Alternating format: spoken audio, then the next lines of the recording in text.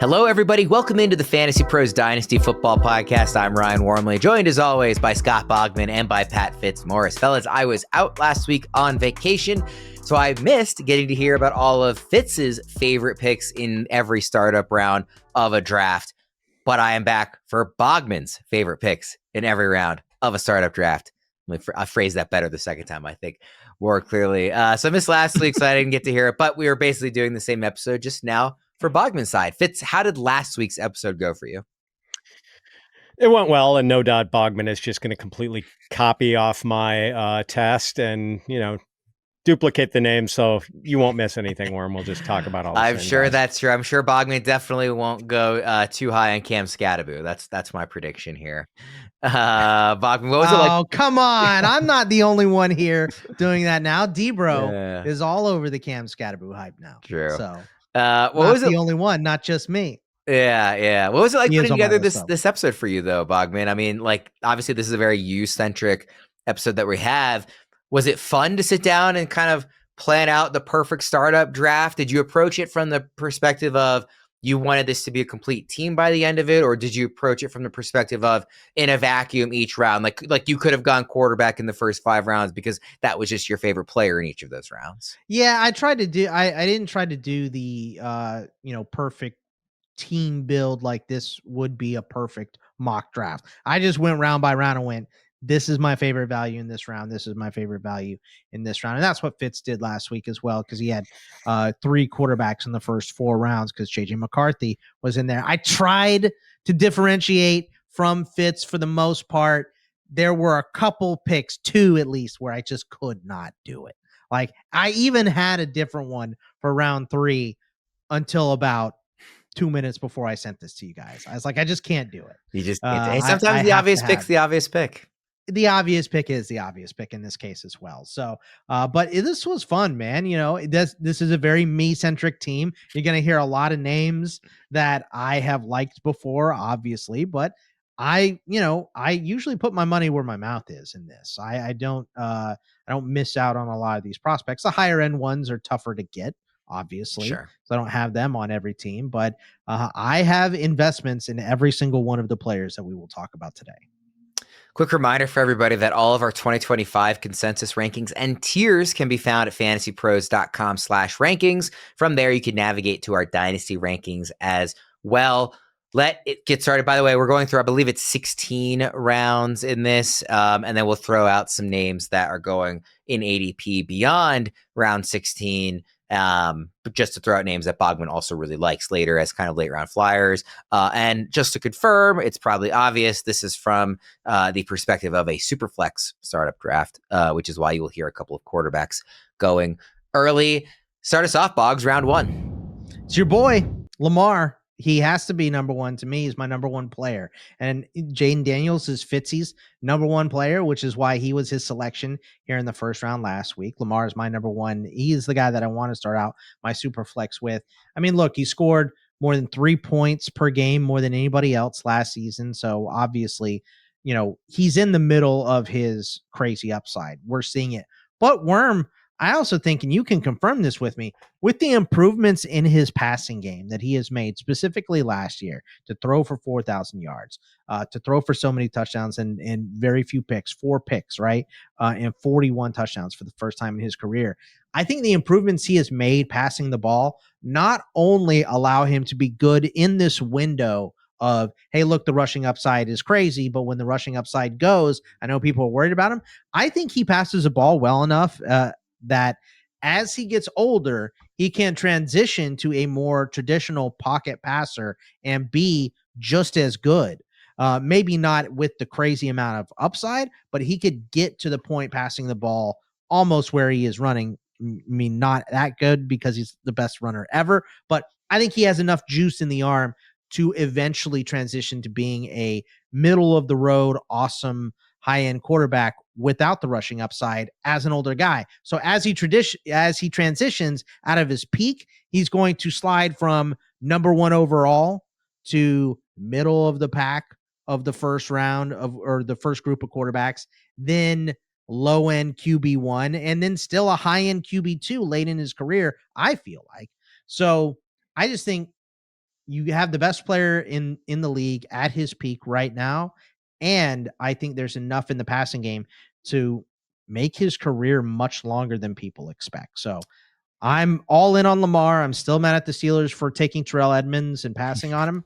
So that will never go away from me. But Lamar is the man. He was a man in college. He's a man in the NFL. He continues to be, and I hate saying it because he's a Raven. Yeah, I mean, I wouldn't be surprised if he has more turnovers this season, just because it's really hard to get through a year doing as much as he did and having under 5 interceptions thrown.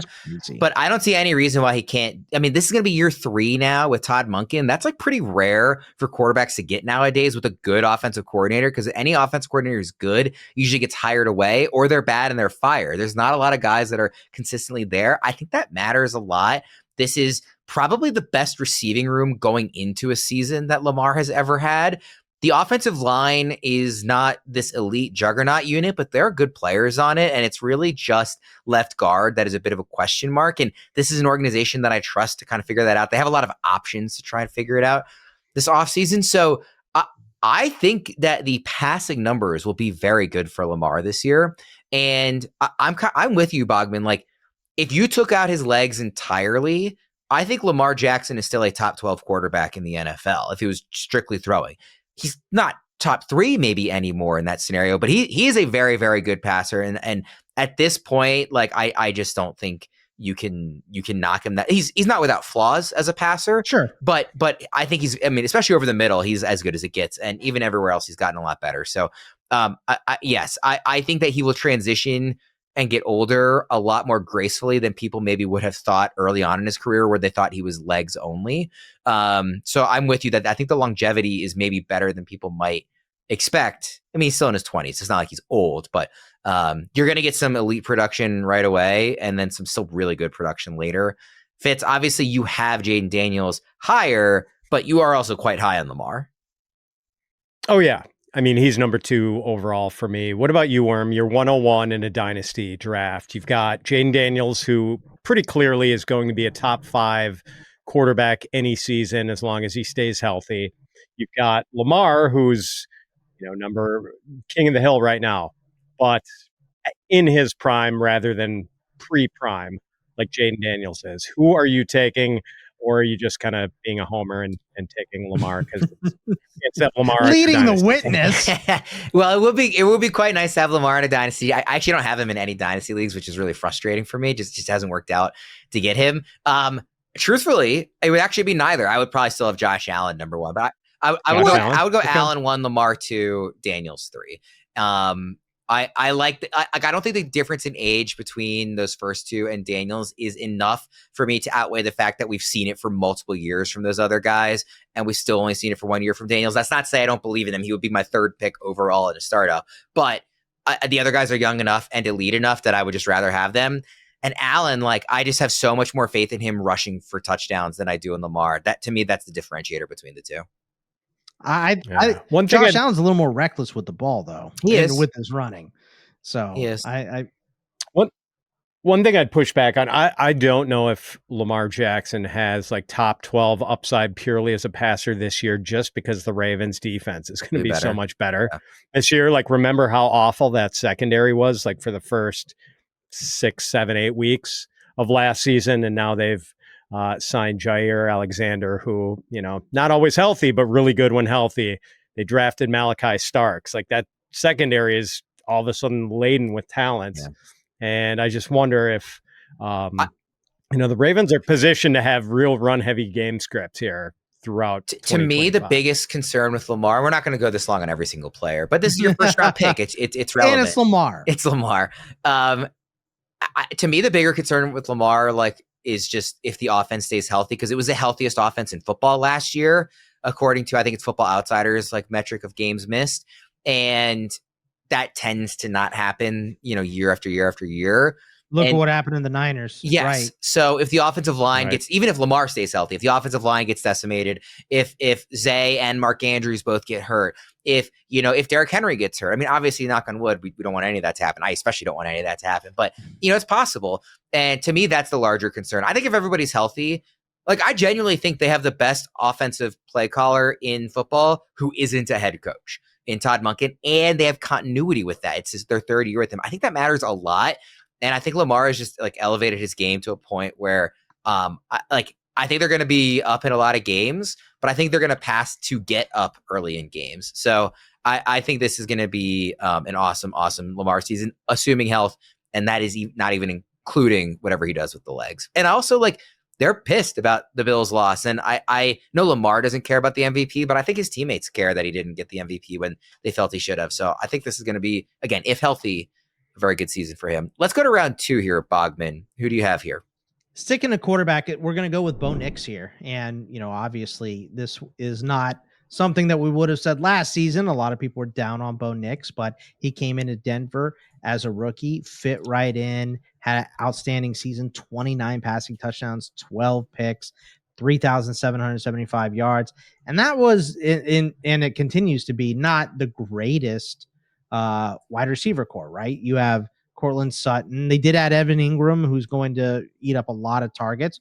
You added talent in the backfield with Dobbins and Harvey, though. I think this offense has room to grow. I think there's a lot of room for Bo Nix to grow, because after like the first few weeks that he was starting, he didn't run the ball that much after that. And there is a lot of room for growth with him running the ball, specifically scoring touchdowns.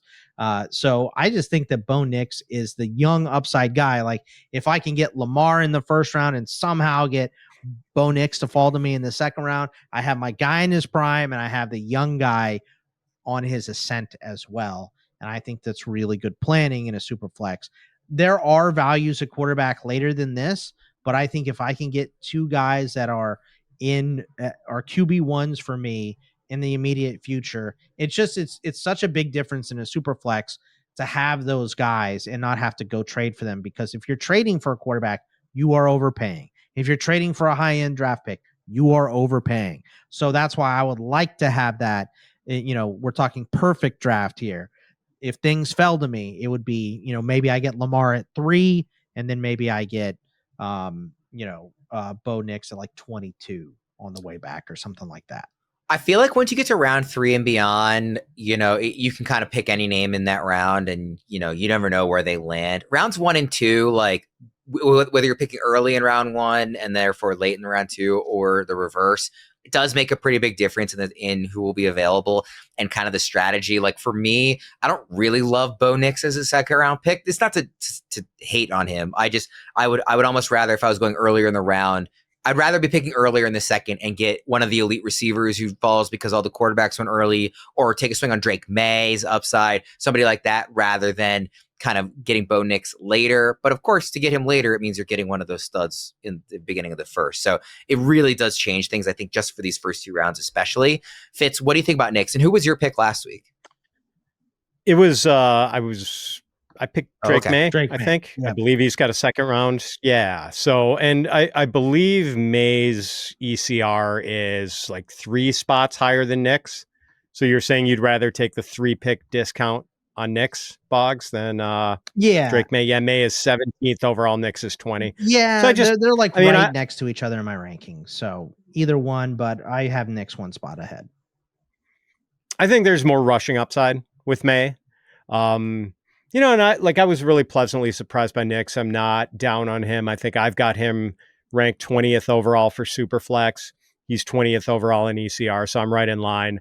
And I think he does offer a pretty high floor in the Sean Payton offense. Like, he's going to get those easy completions in the Sean Payton offense. Like, the Sean Payton offense always funnels a lot of targets to the running backs, and for that matter, all of Joe Lombardi's offenses historically have. So that's going to be a priority.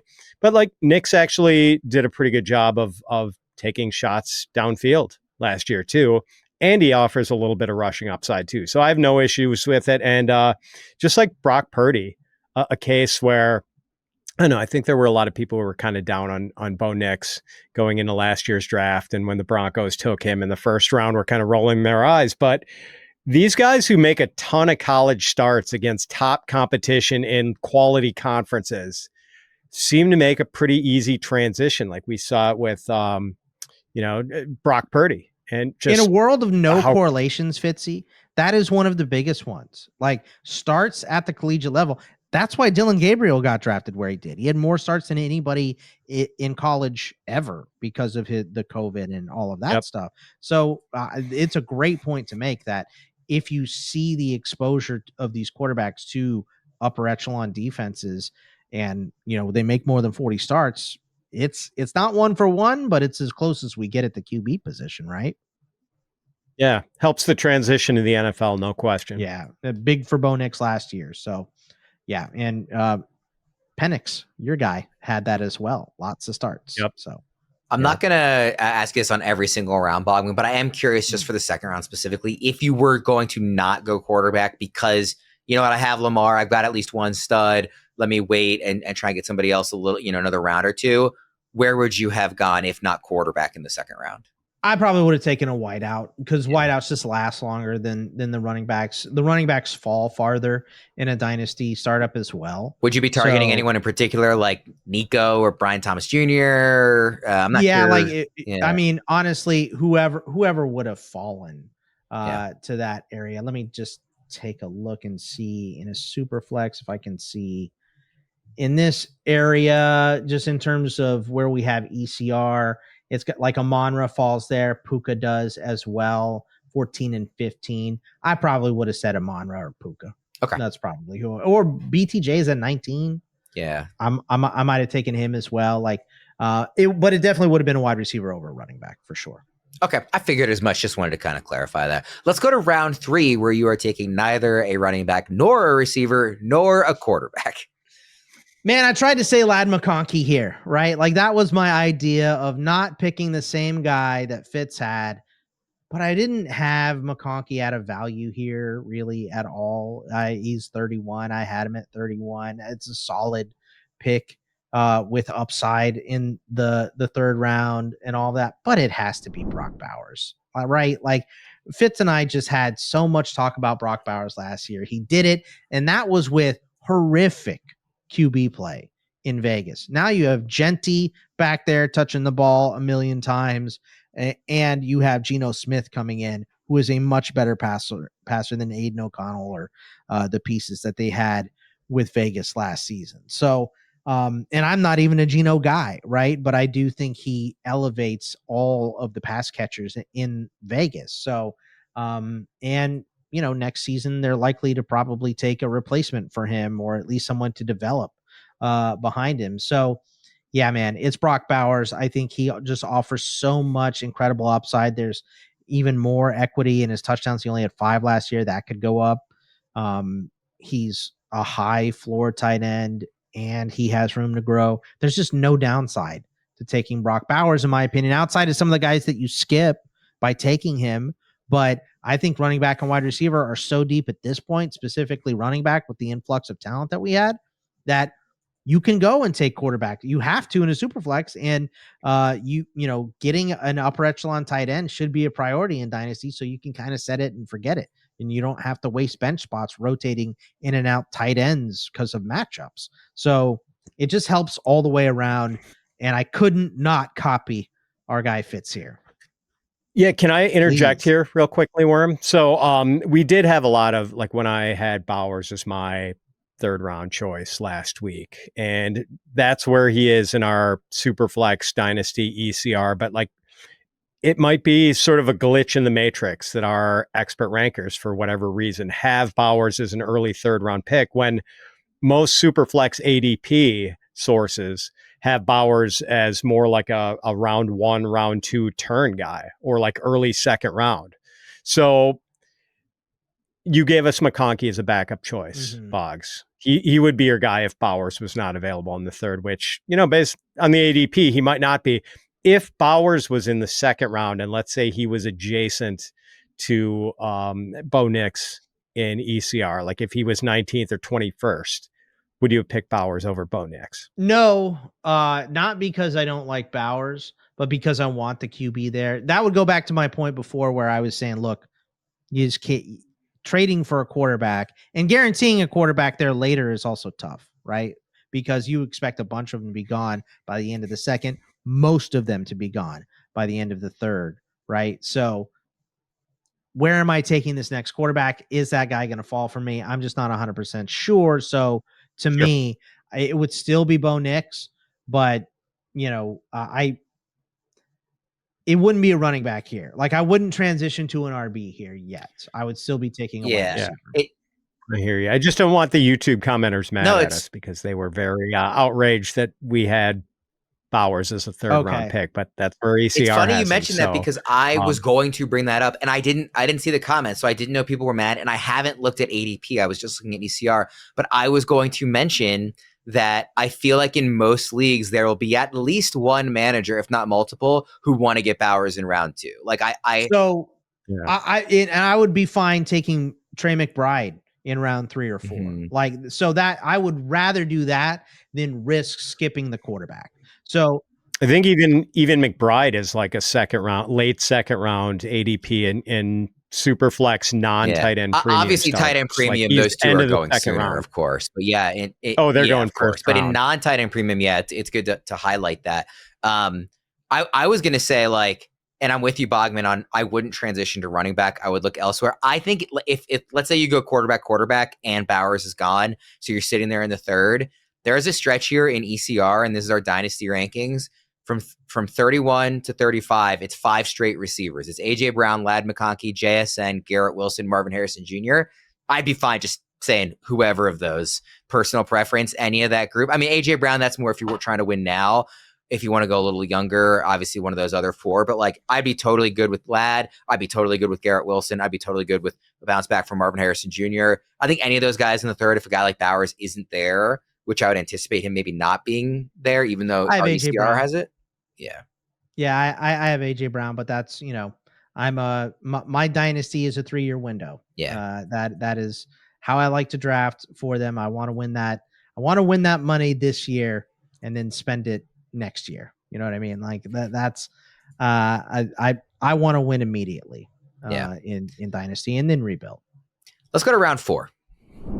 Round 4, yeah, we are picking up a running back here. It's Omarion Hampton, the running back coming out of North Carolina and ending up with the Chargers. Currently his ECR is 38. I have him at 35, so just inside a third round pick for me. And look, this is just Omarion Hampton can carry the workload completely. He did it last season at North Carolina, and it went off for 319 touches, 2,033 yards, and 17 scores. Obviously, he's not going to get that at the NFL level to start his career. Najee Harris is there. Najee Harris will eat into his production early, but Najee's on a 1-year deal, man. Like, I'm not worried about the long-term future of Najee, because if he's good, he's going to go sign somewhere else for a bigger contract, because they just invested a first-round pick in Omarion Hampton. Omarion Hampton is their guy. So, was I disappointed to see him go to the Chargers initially? Sure. I kind of wanted Najee to get back on track and get his career going there, and he could see a decent amount of volume. He's always healthy. I mean, his stamina is Najee's secret weapon, but Omarion Hampton is the man. They drafted him there to be the long-term answer at running back, and he will be. And I think he's so much better than Najee that he is getting, the primary work as the lead back by week 6 or 7 this season. So, I'm much more of a running back guy than Fitz. I think Fitz's first running back he selected was in the 13th round, 12th round. Yeah, 12. Exactly. And mine is in the 4th year, but I think Omarion Hampton is going to be a stud. And I think, he gets lost in the shuffle a little bit because the hype is so big on Gentry, kind of like Gibbs did. And look at where Gibbs is now because he was behind Bijan. So don't sleep on Hampton. He is an absolute stud. I really like Omarion Hampton, the player. I'm starting to get a little more nervous just about, like, Greg Roman obviously loves to run, but he also loves to split up his carries. And I wonder if even when Najee is gone, they will find somebody else to split the workload. Not that I think Hampton needs it, but just that I worry it might happen to a point where it becomes annoying for fantasy managers. Not even like you can't start Hampton or need to be trading him away, but just a frustrating amount of other pieces, even when Najee is gone. And they, for this year at least, have talked really excitedly about Najee, by the way, in terms of the early offseason stuff. They're really happy with him. But looking in the 4th round, at least based on ECR, there's not a ton of names where I'm like rushing out to get the guy. It's a lot of like, yeah, I'll take the upside swing on the rookie running back that I really like. Like Jared Goff's in this range. I'm just not targeting him, right? Even in round 4, Travis Hunter is risky. Obviously, Breece Hall and Jonathan Taylor in this round. I see the case, but they're a couple years or several years older than Hampton. For me, like in this round, if I was looking elsewhere, it's probably a guy like Tet McMillan, just because I really like him and I'd lean towards the receiver. I just a little bit nervous about this being more of a committee, even when Najee is no longer in the picture. The reason I don't think we get there with Hampton is because I think it's kind of going to be like the situation that we've seen with CMC for so many years, where every coach that's had him is, oh yeah, we're going to ratchet back his touches a little bit. You just can't do it. He's just the best player by a wide margin. Mm-hmm. So I think Hampton's going to be that for the Chargers. So, I think when you have a guy like that, it makes it hard to invest in a running back and spend money. But, you are right. Greg Roman has typically split up carries. And one other Greg Roman related concern is that his running backs do not catch a lot of passes. Yeah. And like, I love the player, Boggs. You know how big an Omarion Hampton advocate I am, but I just wonder if that's going to cap the upside a little bit. And Roman and Hampton will not be together for the entirety of Hampton's careers, presumably. And because that's one of the things we like about Hampton is that he actually did catch a lot of passes at North Carolina. And I think he does have 50 catch upside if he was in a different spot. He's not catching 50 balls this year in Greg Roman's offense. So we do not have a receiver yet. Before we get to round 5, you can level up your fantasy football draft prep with FantasyPros Mock Draft Simulator. Complete realistic mock drafts in minutes without waiting between picks. Tailor your mock drafts to your league's specific settings, including roster configurations and scoring systems. Receive instant feedback and draft grades to refine your strategy and gain a competitive edge. Prepare confidently and dominate your draft with the Mock Draft Simulator at fantasypros.com/mock. All right, Bogman, round 5. Looks like we're getting a receiver finally. Yeah, it's Jordan Addison. And again, I am copying Fitz right now, but his ECR is 58. I am at 46. So just a great deal on Jordan Addison. I feel like we're getting for the most part here, and we do this by ECR, not by ADP. So maybe we will get yelled at, but I mean, look, Jordan Addison took a big step last season, and that was with Sam Darnold, who was okay. But we know Kevin O'Connell is going to have always have a pass heavy thumb pushed on this offense. So, and we have Justin Jefferson taking number 1. So, 99 targets in 15 games, 63 catches, 875 yards, 9 touchdowns, scored 10 last season, right? I just think there's a little room for growth for Addison. He's in a perfect situation with Minnesota and Kevin O'Connell, and he's in the perfect situation with Jefferson across from him eating up coverage. So I just think this is like all added up a dream scenario for Addison to be in for the foreseeable future. And he is second in the pecking order, right? It's Jefferson, then it's him, then it's the run game, then it's Hawkinson. So I love Addison. I love this landing spot for Addison. I love where he is. And, even if we don't get more, I think this is already fairly high end, so yeah, I would love to get Addison here as my wide receiver 2, assuming I don't get Bowers in round 3, right? I'm probably taking a wide receiver there, like we said. So it'd probably be, my perfect draft scenario where I am not probably getting Bowers in the 3rd round, be the 2 QBs, AJ Brown, Omarion Hampton, then Jordan Addison. Fitz, what do you think about Addison? Yeah, love him. He was my pick too. And I know some fantasy managers are a little wary of wide receivers who derive too much of their fantasy value from touchdowns. And Addison has had 19 touchdowns his first 2 seasons. But yeah, like if Justin Jefferson weren't there, Addison would have 100 catch upside. I mean, he had 100 catches as a sophomore at the University of Pittsburgh, along with like almost 1,600 yards and 17 touchdowns. Like, he is a great player. He really is a like one of the 20 best wide receivers in the league, maybe. I mean, he got Kenny Pickett drafted in the first round. Right? That's how good exactly. That is his greatest feat to date, perhaps. Yeah, I mean, he's a great player, and I'm not going to worry about the presence of Justin Jefferson. I'm just going to take the talent. And, he's got a long career runway. Like, he's going to have a terrific career. Fitz, let me know if you want to try a trade for him in our league on Sleeper. I might. I'm open to move. I got some receiver depth. I'm defending my title. I could maybe use some help at other positions. So we'll have to chat more on that one. Let's go to round 6. Another young receiver here for you, Bogman.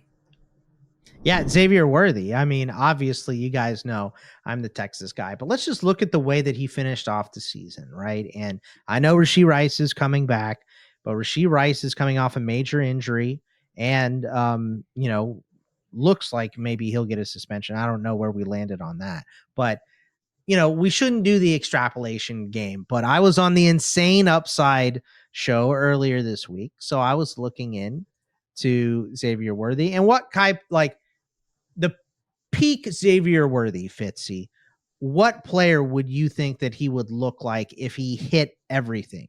Who is the guy currently in the NFL whose career he would probably mirror? Peak guy. So I might be getting too hung up on body types. I'm trying to think of, I don't know. Think of speed. Who are we getting at, Bog? Tyreek. Like, I think peak Worthy, if everything hits for him, looks like what Cheetah looked like, right? Like what Tyreek's season looked like. And if we extrapolate the last 6 weeks, meaning the last 3 weeks of the regular season and the playoffs, this is what it would be: 148 targets, 113 catches, 1,351 yards, and 14 scores. That looks like peak Tyreek Hill to me, right? So there is all of this upside built with him. He's paired together with Mahomes for the foreseeable future. The worry is okay, was he getting this big production because Rashee Rice was out, and now that Rice comes in, is he going to be back to, mainly a deep threat and all that? I think that the rapport that he built as a rookie with Mahomes is very good for the future of his career, especially with Rice having injuries and off the field stuff going on. So I think Worthy might just be a better wide receiver than Rashee Rice. And I don't think it should surprise many people with, how highly the Chiefs invested in him. So Xavier Worthy here, young guy, a lot of upside with one of the best quarterbacks in NFL history.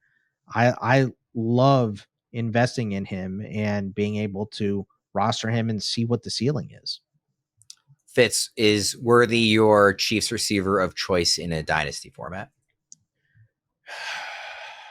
I'm really torn here. I mean, I know a lot of people still love Rashee Rice, and some think he's going to go right back to the high volume role he had in 2023 and early 2024 before the LCL and PCL tears. I don't know if you can put the Xavier Worthy genie back in the bottle, because as Boggs pointed out, 50 catches over his last 8 games, if you include the playoffs and discount week 18 when all the starters sat. So he had at least 5 catches in those 8 games. Like every one of them, he had at least 5 catches. So it's hard for me to see Rice going right back to being this target monster. Like I think they're going to cut into each other's value. I think that's kind of inevitable. But and Kelsey's not going to be there forever either. This is it for him. Right. So, but yeah, I mean, if I have to place a long-term bet, I'm probably betting Worthy over Rice. Yeah. I don't feel strongly about it. I guess is kind of where I come down. I could see the case for either side. And it's probably, I don't have enough conviction to like swing a deal this offseason to make sure I'm getting one of these guys. I more just am interested to see how it plays out ultimately. Let's go to round 7. Very fascinating player here, Bogman. Yeah, round 7, I'm going with George Pickens, and it's because this is the most obvious pick. I think I even said it last week. Like, we are going to hear George Pickens because I have him at 50 overall, and his ECR is 82. And look, George Pickens played with, Kenny Pickett and Mason Rudolph and the mess to start his career. And then last season, he got Russell Wilson and Arthur Smith, right? So there is so much talent in this guy. I liked him coming out of Georgia in terms of his talent. I was thrilled that the Steelers selected him. I'm just as mad that they traded him for one stupid year of Aaron Rodgers. And, Tomlin saying he didn't think that Rodgers and Pickens would, mesh together in the locker room. I understand he was a problem, and I get it, trading him. So I'm not like super mad about it. It's not the worst decision the Steelers have ever made, but I do resent it. And I do think that it is going to come back to haunt the Steelers this time, where they usually take advantage of people in trading these wide receivers. I think pairing him together, just like Jordan Addison, right? You put him next to CeeDee Lamb and a high volume passing offense, and I think things are going to work out for Pickens rather quickly in Dallas. So this one to me is the most obvious. I think he's the best value on the board in dynasty leagues right now. And all it is for him is getting the head screwed on tight. And it's not about, he doesn't have Antonio Brown off the field issues. He doesn't have domestic violence stuff. He's just a screwball, right? Get him humbled, playing him next to Lamb in this offense. He'll know that he's not the most talented wide receiver on the team, and maybe things fall in line and he gets his career completely on track. Of course, look, he is a diva, and that is an issue, and I understand people not wanting to invest in him because of it, but I think what Steelers fans had said about Pickens is he is a net positive. And I think that is just how you have to view him. He is a net positive. When he's on the field, he is doing things that other guys cannot do, and there's so much talent that I think it will have no choice but to rise to the top. What would you say is the worst move the Steelers ever made? Not drafting Lamar. I was gonna bring that up if you didn't. Second time on the show. Yeah, Pickens is just such a fascinating case study in like how a fantasy manager approaches filling out their roster, because I think it is very easy to make the case both for and against him. Obviously, you've made a compelling case for him. Fitz, do you agree with Bogman's side, or do you see more of the case against him? No, I agree with Bogman, and it is just, like he's just such a mercurial character, and like just even with his blocking, like if he's not motivated, he will not even bother trying to block the guy in front of him. And if he's motivated, like it is like being in a cage with a tiger when that guy's like locked into trying to execute his blocking assignment. It's crazy. Worm, let me ask you this straight up. Would you rather have George Pickens or Jameson Williams in Dynasty? I think I'd rather have Jameson Williams. Oh, he's 8 spots higher in ECR. Man, I see that is one I just can't look. Jameson Williams in terms of talent could be right there with Pickens. I think since the injury, he hasn't been that. And they drafted Tesla and spent so many, picks on him. They kind of do the same stuff. So I'm wondering if Jameson is on the outside. Jameson's much more talented than Tesla. I'm not making that argument. I'm saying the Lions might not like him. So kind of like the Steelers didn't like Pickens. It could be better for Jameson. He could end up in a spot where he becomes number one, where there's no Amon-Ra. So it could be better for him. But I would much rather have Pickens. I just worry, like, I think if in this range of a startup draft, I'm looking more for what I perceive to be just pure upside. And Pickens, like in his career, we actually talked about this taping a different show this week, Fitz. He has only had 2 games in his career with at least 20 points in half PPR scoring. And you think of him as this real boomer bust type of a player, but the booms haven't been like league winning week type of booms. Matt Canada and Arthur Smith. It's a fair rebuttal for sure. Yeah, no doubt about it. But I buy into the upside with Jameson Williams a bit more than Pickens. And I'm really curious to see how he handles being because in Pittsburgh, he was not the clear number 2 option. Now he will be. And I wonder if because you said he just needs to get his head on right, maybe that hurts his ability to get his head on right if he's the type of diva that he is sometimes presented as. I don't know him personally. I'm not calling him a diva, but that he is. Of course. Well, he is. You don't have to know him personally. He is a diva. So, look, I think it's fair to that assessment. Honestly, I really do. And I understand people not wanting to invest in him because of it. But like I said, where I land on it at the end of the day, net positive. Yeah. And, so I'll endure the screwball weirdness to get the net gain. Yeah. Well, let's stick with the Steelers here. Who did you have in round 8? Let's go with Kaleb Johnson, another rookie running back here.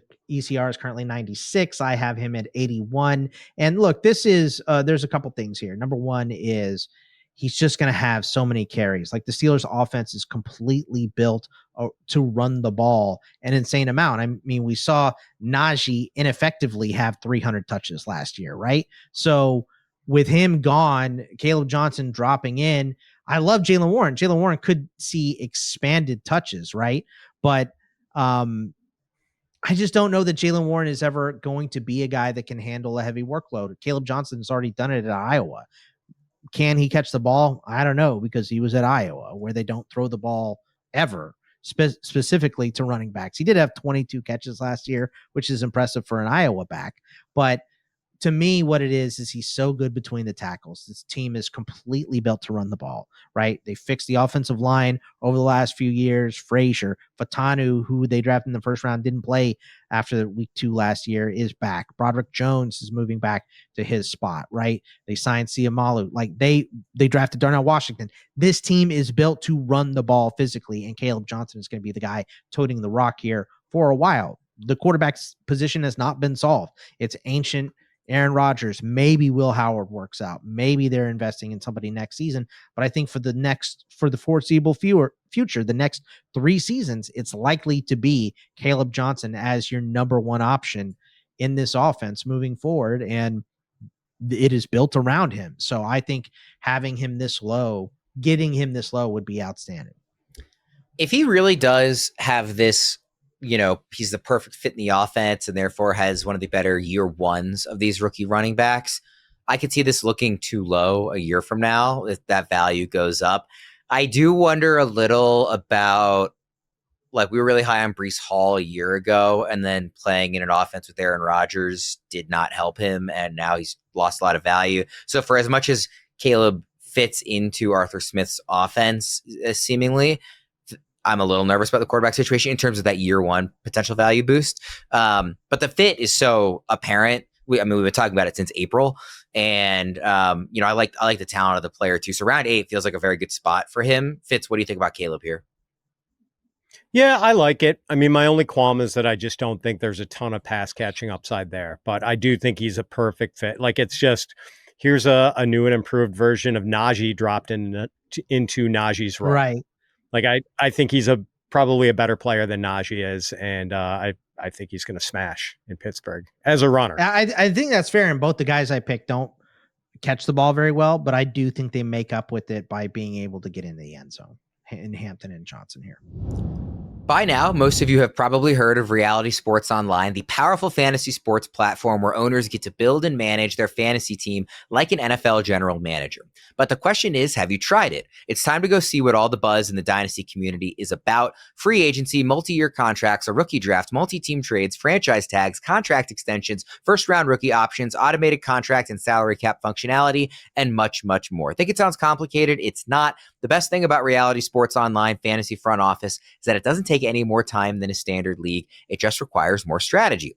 Think you're among the fantasy elite? Well, this is the platform to test your mettle. Still not sure? You can test out your general manager skills for free in a mock free agency auction. If you like what you see, use promo code FantasyPros to receive a 10% discount on your team or league today. That's promo code FantasyPros to receive a 10% discount on your team or league today. Fantasy just got real at realitysportsonline.com. All right, Boggs, round 9.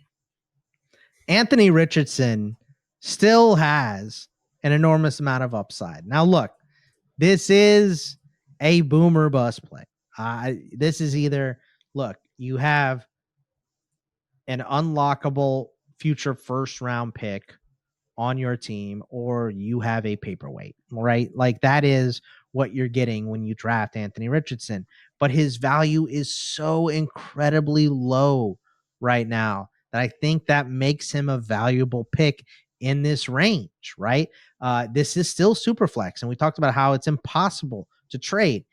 But I said this on the Insane Upside show. I want to know if you guys believe it too. If Anthony Richardson starts 17 games, he is a QB1. Is there an argument against that? No. I think, yeah. because of the running. I think you're right. Yeah. So if he starts 17 games, he's a QB1. Daniel Jones is his competition. Look, Daniel Jones isn't a nothing. I've been a Daniel Jones fan, but this offense is built for the same type of player, right? So you can mix any of these guys in or out, which makes it a little bit dangerous for Richardson, right? It's guys that run the ball well and don't throw it well. It's Richardson, it's Daniel Jones, and it's Riley Leonard. Like, they have built this offense so they do not have to change a thing depending on what QB they drop in there, which is not the case with, between when they had Richardson and Flacco. So let me ask you this. If I said there was a 25% chance that Anthony Richardson starts 17 games this season, would that number sound too high, too low, or just right to you? It still sounds too low to me, because I do think that that Steichen and the GM here, Ballard, they want to keep their job, and they invested in Anthony Richardson. So I do think that Richardson wins the job kind of by default. And this is not what we're hearing already. Already we've heard that because he's behind and because he went and visited Neil Trash and all of that, that he is going to, that Daniel Jones has a leg up on the starting job. I just don't believe it at all. Well, why would you believe? It's June. What are you talking about? And Richardson is such a high first round pick. All of the skill is still in there. He just needs to improve his passing, which is a big ask, but the offense is built around him. It's Taylor, it's Pittman, it's Downs, it's Warren. Pierce had a huge year last year, and we haven't even scratched the surface on Adonai Mitchell yet. The offense is built so great around him that all he has to do is win this job, and he is going to be a high-end asset. So whether you're looking to fill in a spot, or you drafted an older quarterback, or if you're just taking a swing because QBs are worth more and you can take him here in this round 9 or 8 or wherever you're going to get him, right? And then flip him for way more than that, I think he's a worthy investment because of where he's going, no matter what your plan with him is. Fitz, is round 9 the right spot to take a swing on a guy like Richardson? I think it is. And we fantasy managers, sometimes our patience can be short and our memories can be short. And Richardson basically didn't have a rookie season. He played 4 games. He only finished 2 of them. So it was like last year was his rookie season. And people used to make fun of Josh Allen on Twitter. Like, he was a pariah on Twitter, and like, oh, look at what a terrible passer this guy is, and cue training camp clips of Allen throwing some terrible interception. And as a rookie, Josh Allen completed 52.8% of his passes and threw more interceptions than touchdowns. And like no one could have seen what was coming with Josh Allen. And I just wonder if we might not look back on Anthony Richardson's career the same way, like, why did I not get that guy when I had the chance? And look, it's the overcorrection. We're all guilty of it. Everyone's guilty of it. You reach too high for a player in the previous season and he completely tanks your season. You have a bias towards him. It's a natural thing. It happens to everybody. So, or, even if you're just living through it and seeing everyone complain about Anthony Richardson and how he ruined their chances, he's not ruining your chances if you get him in round 9. So, he's now a worthy investment. Boggs, let's go to round 10. Yeah, round 10, round 11, we can move a little quicker on these guys, right? Right, Worm? It's young wideouts. So for me, it's Matthew Golden, because I think that he is going to be the guy that is the number 1 wide receiver for the Packers. Yes, he went to Texas, but I think just this late it is great. And Keon Coleman, I'm not coming off of it, right? Last year, Fitz and I were big on him. We know that McDermott doesn't like rookies. We also know that Keon Coleman got in the doghouse really early in his career by being late to a meeting and being suspended for a half. And we recently found out that Keon Coleman had a bone chip in his wrist as well after week 9 that he played through all season. So for me, it's Matthew Golden it is a run heavy offense, right? But we've seen Zay Flowers have, a decent value with being a number 1 wide receiver in a run heavy offense in Baltimore. I think Matthew Golden can be that for Green Bay. I thought it was going to be Jaden Reed, and that's who Fitzy picked for this spot, I believe, last week as well. But they just don't seem to like him. Savion Williams they drafted that does a lot of the same stuff that Jaden Reed does, and they just cut his snaps at the end of last season. Romeo Doubs was being a diva as well. this isn't a team that traditionally invests in rookie first round wide receiver. And Golden is the first guy that they have invested in since Javon Walker. So I think he also has the juice. And I know, look, a lot of people, a lot of haters that are on this show talk about how Matthew Golden wasn't good at Houston. Who cares? That was Houston. At Texas, he was great. You put him with a good quarterback and he was good. So, I think putting him with Jordan Love is great. And I think Josh Allen going to Buffalo, where they don't really have a true number one. I mean, Shakir is great. I think his target share was over 20%. I was just talking with Debro about him, but Keon Coleman is my man. I'm not coming off of that. And Matthew Golden is my man. These are young wide receivers with a ton of upside that you can get fairly late. And this is what makes wide receivers so good and depthy is you have potential number ones down here in rounds 11 and 12. It's funny. I considered looping these guys together when I, was getting to this point. And then I was like, well, we'll see. I don't want to force that on Bogman. And then he did it anyway. So that's great. Like you said, kind of the area of these young receivers that you want to take swings on. So Fitz, let me ask you this, and you can weigh in on both, of course, but who do you like better as a pick? Round 10, Matthew Golden, or round 11, Keon Coleman? I'm pretty sure I know the answer to this. But, Coleman, no question about it. Yeah, and it's just, I do have the concerns about Golden's sort of checkered college production profile, but then again, I have to acknowledge that Dane Brugler, Daniel Jeremiah, Mel Kiper Jr., all the draft nicks had him as a top 15 overall prospect in this year's draft. And the fact that he obviously got the Matt LaFleur stamp of approval is something LaFleur wanted in this offense. I do think it's going to be more of an ensemble cast for the Packers receivers this year. As for Coleman, yes, I'm still very much in. I think the ball skills are almost George Pickens like. And, but like, I will say this is a pretty pivotal year for him. We have to see something. Like, my love for him is not unconditional. If he's getting out targeted consistently by Josh Palmer this year, I'm going to be worried. And, I'm going to be like the Billy Zane character in Titanic, like cutting line in front of the women and children to get into the lifeboat. If Coleman doesn't do something fair. This year. Yeah. I mean, I think that's more than fair. There is not downside. And I think, you can find the fault for any player going beyond round 10, right? But that it is a big one. If he doesn't do it this year, then it's like, okay, maybe you're just big and slow and you're Mac Hollins 2.0. You know what I mean? It is funny with like guys like Pickens and Coleman. It seems like fantasy managers much prefer the route running aces rather than the ball skill guys. Yeah. Like they like the sexy route runners and the ball skill guys, like, and obviously we've had some really good ball skill guys like Des Bryant and Mike Evans who have returned massive fantasy value, but like for some reason fantasy people are not as into those guys as they are like the Devontae Smith route running. Well, Jerry Jeudy was one of those guys too. He was like, tactician and didn't work out. So Jerry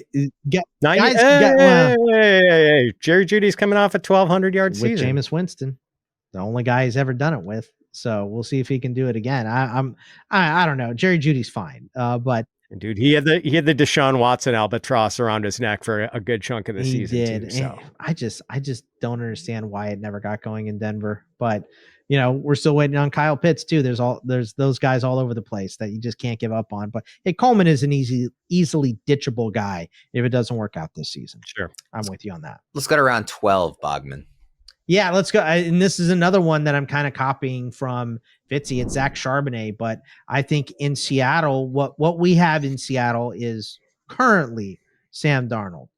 But I'm a Jalen Milroe guy, and I want the running back that's going to be next to Jalen Milroe during his career. And I think that's going to be Charbonnet because I think Ken Walker either gets traded or is not re-signed when his option comes up because of the injuries that he has sustained in his career. They also took Damian Martinez, and they've talked about shopping one of these guys already. So I think with all that combined, the fact that Sam Darnold and the fact that DK Metcalf is gone means they're probably going to run the ball more, specifically with the improvements in drafting Gray's able that they feel that they've made to the offensive line. I think we're going to see more running from Seattle. I think Charbonnet gets more involved this season and he becomes the man once Walker is gone. I still like Walker. I still think Walker is a better running back than Zach Charbonnet, but I just don't think he's going to be in Seattle long term. So if you can take Zach Charbonnet here wait for the upside playing next to a guy like Jalen Milroe, who will be one of the best rushing quarterbacks in the league if he ever figures out the passing side and is able to start. I'm really excited for his future. And even if it's not Jalen Milroe and it's Sam Darnold, I think Charbonnet is going to be the guy here within the next 2 years. So I'm big on Charbonnet. I think he's going way later than he should go currently. Fitz, what do you think about Charbonnet? Love him. Want pieces of the Seattle running game, which is going to be improved under Clint Kubiak and with Rick Dennison, who's had success wherever he has gone. As far going way back to Denver when he was working with Clint Kubiak's dad, Gary, and like not only did they have Terrell Davis and Clinton Portis, but like guys would come out of the ether and like I think that was the Tatum Bell, Ruben Drones era when those guys would bubble up for these big seasons. So yeah, and they didn't just draft Gray Zabel Boggs, didn't they draft a fullback, that Robbie Oots guy? Yeah, the tight end, like fullback. They're serious. They want to run the ball in Seattle this year. So yeah, Kenneth Walker and Zach Charbonnet are both really appealing. This month, if you want a chance to win a signed George Pickens Steelers jersey for free, courtesy of our friends at pristineauction.com. Yeah, vintage now. All you have to do is subscribe to the Fantasy Pros YouTube channel right now. Drop a comment below on any video, and that is it. We will be announcing a winner right here on the channel, so make sure to turn on those notifications so you can know when new videos are up and to claim your prize. Again, that's courtesy of pristineauction.com. You know, Bogman, I was going to say, actually, I don't know if you want that jersey or not, given that you like Pickens a lot. Clearly, he's on this list today, but no longer on the Steelers. So I don't even know if you would want to win that one. But let's go to round 13 here. And actually, let's go ahead and loop together round 13 and 14, because once again, we have a rookie and a second-year player at the same position. So kind of a range where you want to be investing in these guys. These are a couple of running backs, Bogman. You can spend a little more time on the round 13 guy because I know you want to, but go ahead and include both here. Hey, look, it's Cam Skattebo. You can't be surprised, right? Like, look, I have waited at least a week and a half to say anything about Cam Skattebo too much on this show, right? But it has to come out here. Look, we just know he's a 3-down back. The Giants like to give the ball to one guy. It was Devin Singletary early, then it was Tyrone Tracy, then he fumbled it away, and they started mixing up a little bit more. Who do you think is going to be the primary ball carrier at the end of the season? It's definitely going to be Cam Skattebo. He is better than the current version of Devin Singletary. As much as I will say for this season, I'm not the biggest on Skattebo because I just don't know when he's going to take over, right? I think Tyrone Tracy gets the first shot. I think Devin Singletary gets the second shot. So he has to earn it. He has to do it in camp and in preseason and in practice, and he has to prove that he can pass block. Like there's a lot of prove it that Cam Skattebo still has to do. He even mentioned that in one of his rookie camp press conferences, right? I had everybody send it. Jake Seeley was the first one that sent it to me because he knows I love Cam, is that he said, I haven't proven anything in the NFL. So I'm here to work. And, which is what you want to hear from a rookie. So I just think he's the 3-down back for this team easily by the end of the season. And he's going way too late. The second guy here, Blake Corum for the Rams. I know they drafted Jarquez Hunter, and I like Jarquez Hunter. I think he's good, but Fitzy was, planting the flag on Corum before he went to the Rams. And look, the Rams were a bad landing spot for him because, again, this is another team, and McVay does this constantly. We want one guy. We want the primary ball carrier. It's been Kyren for the last couple of years. Kyren's a free agent, though, after 2026. So moving forward, it's likely to be one of Corum or Hunter. Hunter was more recently selected. I believe Corum was higher draft stock, though. And I just think Corum is the better running back here. So we have, Corum is kind of a long-term investment, but it is Dynasty, even though I'm the 2 to 3 year window guy. If Corum doesn't do anything for me this year, I'm not that worried. And Cam Skattebo, I think, is a starter by the end of the year. So I think both these guys could be seeing massive touches in 2026. And that's why I like where they're going now. Fitz, what do you think about these two in this range? Obviously, a year ago, you were very high on Blake Corum. Looks a little differently after this first year. Maybe you see still some more upside there, the way Bogman does. And of course, we knew Bogman was going to have Skattebo on here. I love, I like both Corum and Jarquez Hunter. I hate that they are both competing with each other for backup snaps behind a guy who had one of the biggest running back snap shares in the league last year. That's just a messy situation that discourages me from kind of investing in any of them. And let me ask you guys about the Skattebo Tracy thing. Like, Worm, what do you think? Give me this as a percentage. What are the percentile chances that Cam Skattebo averages more fantasy points per game PPR than Tyrone Tracy over the course of the full season? This year, yep. I'd say maybe like 33, like a 1 in 3 chance.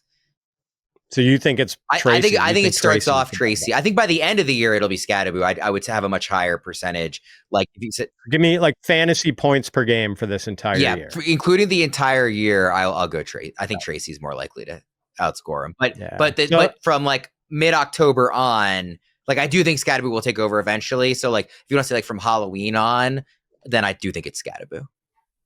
I'm 55% on Skattebo. I think he's really good, and I think he's the much better bet to score touchdowns. That was my thing. Well, I was going to say 60%, Fitzy. Like that's my for Skattebo because I think he has more touchdown upside than Tracy.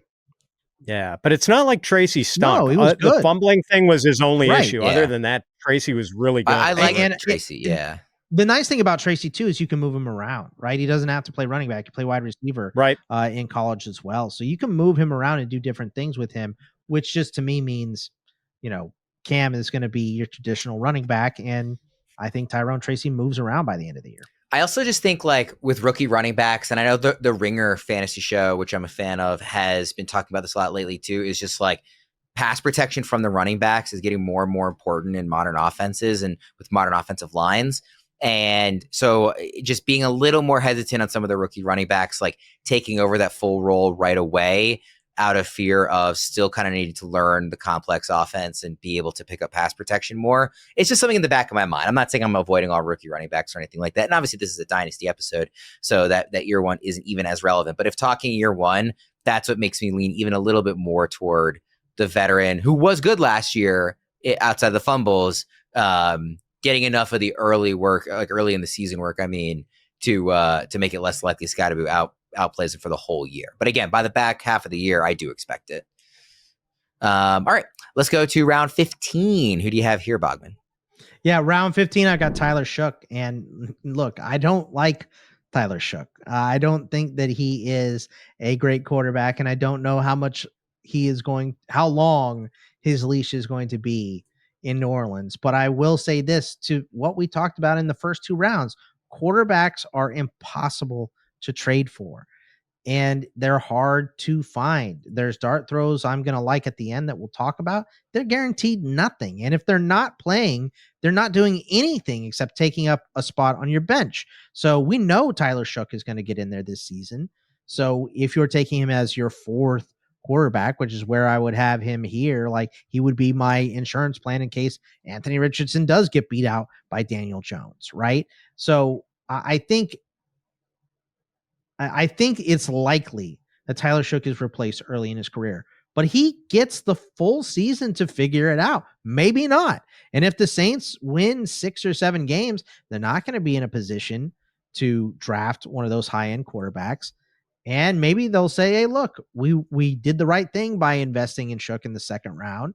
And now let's just add a little bit of talent around him. He could be one of these guys that everyone is expecting to fail. And he just somehow works out. I don't expect it to be that way, but I know that at this point, it's like, okay, am I throwing a dart at a different position? Another guy that may not play that much. I think we just did that with Blake Corum, right? That's not what I want here. I want a guy that I know is going to play. And if my team sucks, maybe I can trade him to a contender who loses a quarterback at some point in the season and get more than he's worth, So once you invest in Shough, he's already worth more than where you invested in him because he's going to start this year. So this season, at least, he holds more value than what his draft capital is, and maybe much more if he can hold on to this job. I don't expect him to, but I think the lottery ticket is worth it at this point. Yeah, I agree. Round 15, that just feels like too late for a guy who's going into the year as the presumed starter, like in a superflex format. I think even if you're not the biggest Shough guy, like this is just the right decision and right process, I think. Fitz, do you see it differently? No, I mean, I think Boggs was right. Like I also have some concerns about the long-term viability of Shough as an NFL starter. But I remember hearing draft analyst Todd McShay say that like there are a lot of front offices that like Shough a lot. And we're really interested in him in this draft. And like he also has a little bit of running upside for a taller quarterback. So it wouldn't shock me if there was more fantasy value here than maybe some of us are. It wouldn't shook you if there was more fantasy value. Oh, boo. Round 16, Bogman. Yeah, this one to me is Tyler Allgeier, and it's because he's a free agent next year, right? Like you can take him as a handcuff to Bijan if you want.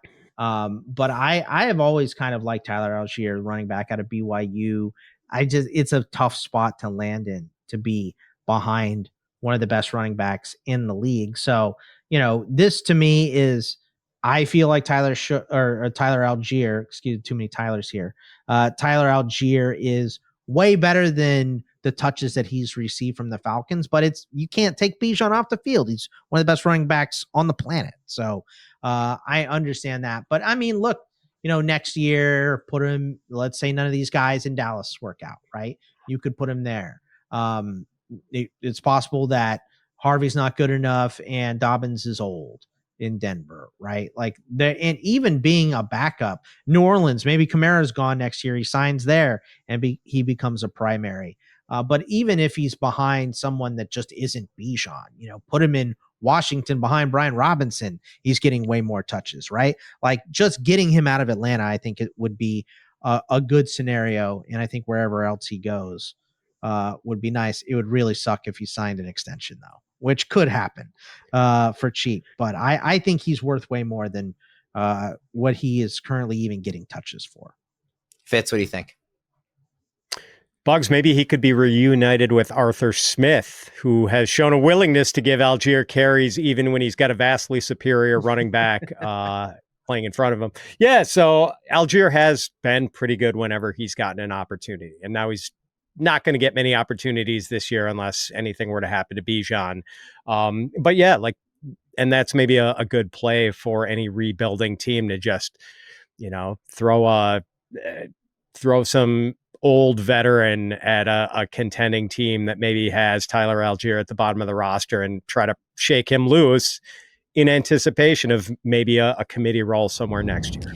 Bogman, run me through quickly just some of the names that you have almost as not honorable mentions, but guys going later than round 16 that you'd be interested in as picks later on if your startup draft, which it likely does, goes beyond round 16. Yeah, the quarterbacks I like are Joe Milton, Will Howard, Quinn Ewers. Dak is old, so I like Milton as a handcuff there. Will Howard is behind Aaron Rodgers and Mason Rudolph. He could easily be the starter next year. Same thing for Quinn Ewers. It's Zach Wilson and the oft-injured Tua in front of him. So I think all of those guys could end up with jobs. And then I put some running backs on here too. We've talked about Dylan Sampson on the show before. He just gets ignored because the Browns drafted Quinshon Judkins, and I think he's going to have a decent role. So I like Dylan Sampson. DJ Giddens, perfect handcuff to Jonathan Taylor as a flyer as well. Will Shipley, same thing. Saquon goes down. Will Shipley is the man behind the best offensive line in football. So at least handcuff value for Will Shipley. And then I have Ty Felton to make you happy on this list, Worm. But I mean, honestly, it's a good situation. Naylor could keep that job initially, but I don't think Naylor's going to keep Felton off the field. And then it's a heavy passing offense. If anything injury wise happens, or if TJ Hawkinson gets hurt again, I think Ty Felton could be in line for a ton of targets. And then at tight end, Ben Sinnott is just still super talented, but stuck behind Zach Ertz. So a worthy dart throw late at the tight end position. Anybody stand out to you among this list, Fitz? I like all those names, but really I kind of stopped listening after Boggs mentioned Joe Milton because I just started daydreaming about high-arcing 60-yard touchdown passes. To George Pickens. To Pickens, yeah. All right, we'll go ahead and wrap up there. extra long episode here, getting through a ton of different names. Thanks to you two for filling in for me, covering for me last week, and also for putting in the effort on all of these names, because these are both two, like I said, last week for Fitz, this week for Bogman, very you guys central shows where you have to do more heavy lifting than usual. So appreciate you guys the last couple of weeks. Appreciate everybody for listening and checking us out here as we continue to roll through the NFL offseason. For Bogman and Fitz, I'm Ryan Wormeli. Thanks everybody for tuning in. We'll see you again next time.